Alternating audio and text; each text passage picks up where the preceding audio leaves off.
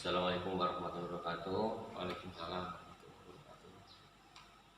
Mohon izin Bapak untuk yang sekian kalinya saya mendatangi Bapak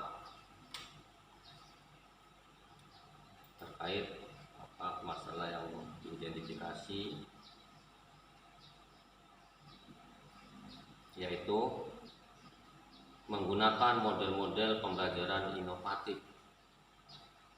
Nah, untuk penyebab permasalahannya, penyebab masalah yang ada di sekolah kita ini, menurut Bapak apa saja ya Pak? Baik dari pihak gurunya, ataupun dari pihak siswanya, ataupun dari sarana prasarana Pak? Ya.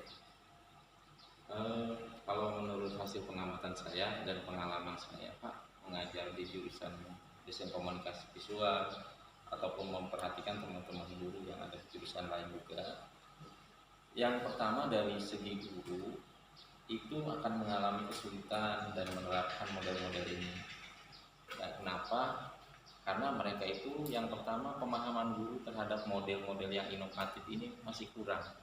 Artinya jangankan yang inovatif, penerapan yang biasa seperti yang ada di kurikulum 2013 saja seperti project based learning, kemudian problem based learning, discovery, itu pun mereka kadangkala mengabaikannya atau kembali lagi ke pembelajaran yang konvensional atau praktek saja seperti itu. Nah, sehingga mengakibatkan bahwa siswa itu akan mengalami kejenuhan. Jadi pembelajaran itu tidak lagi menarik. Tujuan dari pembelajaran dengan model inovatif itu supaya pembelajaran ini menarik dan nyaman, sehingga siswa itu bisa mengikutinya. Nah, kemudian yang kedua itu susah atau sudah nyaman dengan model-model lama. Ya seperti ngasih tugas, kemudian ini prakteknya, ini lembar kerjanya seperti itu. Itu model-model lama yang sudah biasa kita pakai di SMK, tentunya Bapak juga mengalami seperti itu. Yang ketiga, kalau menggunakan model kadang kita bingung juga, misalkan dengan model yang baru seperti teaching factory seperti itu model bagus karena kerjasamanya dengan kurikulum industri. Tapi ada tuntutan juga bahwa sarana pun harus kita ikuti sesuai dengan standar yang sudah kita sepakati dengan industri. Minimal standar dulu. Kalau kita harus sama dengan peralatan yang ada di industri tidak memungkinkan seperti itu. Nah, kemudian yang keempat, model yang cocok dengan siswa itu atau murid ya kadang tidak bisa disampaikan di setiap jurusan. Misalkan di TKR itu project based learning itu mungkin lebih bagus, tapi di akuntansi itu kadang-kadang tidak bisa. Mereka lebih ke problem based learning atau kasus-kasus yang mereka hadapi dalam perhitungan akuntansi seperti itu. Kemudian kendala yang kedua ini dari siswa. Siswa ini belum terbiasa juga menghadapi model-model yang kita kasih. Karena yang pertama tentunya ada sosialisasi dulu sehingga siswa itu bisa paham. Nah, kemudian penerapan model pembelajaran terkendala oleh sarana, baik itu sarana Pak. Jadi misalkan mau menerapkan yang model teaching factory, ya kita pasti terkendala sarana kita.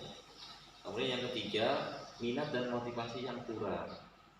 Minat dan motivasi yang kurang sehingga siswa itu merasa belum siap untuk berubah. Sedangkan sekolah lain sudah sampai menerapkan beberapa model, kita baru hanya 2 atau 3 model saja. Nah, kemudian yang keempat, siswa pun wajib diikutkan diklat atau pelatihan. Jadi sekolah mengadakan pelatihan atau training dan pesertanya adalah siswa dari kita. Sehingga nanti ada regenerasi untuk tiap tahunnya ada training tersebut. Contoh misalkan kalau di TKR mungkin bagaimana penggunaan misalkan balancing, spuring itu kan perlu ada trainingnya terlebih dahulu seperti itu dari luar. Nah, kemudian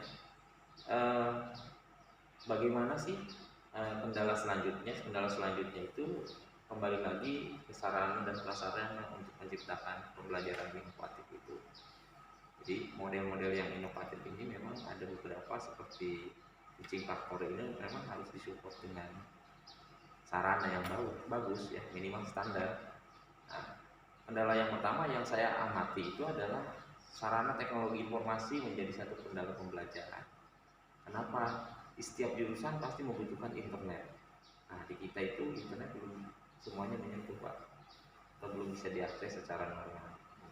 Kemudian sarana praktek dan peralatan pun ini masih belum memadai. Misalkan alat bahan habis pakai ini tidak semuanya ketika pengajuan kita tiap tahun ada. Kadang hanya beberapa bagian saja yang ada atau ada pengurangan lah seperti itu, tergantung anggaran yang ada. Nah kemudian belum terjadwal atau kita kadang-kala belum mau mengikuti diklat-diklat kelas internasional ataupun nasional seperti itu. Misalkan dari mitra studi kita harus melibatkan apa, misalkan mengikuti kegiatan apa, misalkan engine tune up seperti itu, kita belum terjadwal. Nah, minimal itu kedepannya kita bisa menjadwalkan untuk siswa seperti itu. Kemudian penggunaan alat pun ya tadi sudah di poin 2 saya sebutkan bahwa perlu adanya pelatihan dari luar seperti spuring balancing itu harus melibatkan pelatihan dari luar karena dibilang harus menyamakan dengan dunia luar ya memang harus karena kebutuhan mobil-mobil sekarang kan mobil-mobil bagus berarti kita pun harus mengikuti teknologinya. Jadi siswa keluar dari sini itu minimal tahu dulu Pak. Kalau kompeten kan masih jauh gitu. Seperti itu Pak. Mungkin itu saja pemahaman atau analisa menurut pengamatan saya Pak selama pembelajaran di sini. Baik Pak, terima kasih sudah panjang lebar menyampaikan apa masukannya. Sekali lagi saya mohon maaf waktunya tadi saya ganggu. Terima kasih, semoga Bapak saya pamit. Iya, Waalaikumsalam.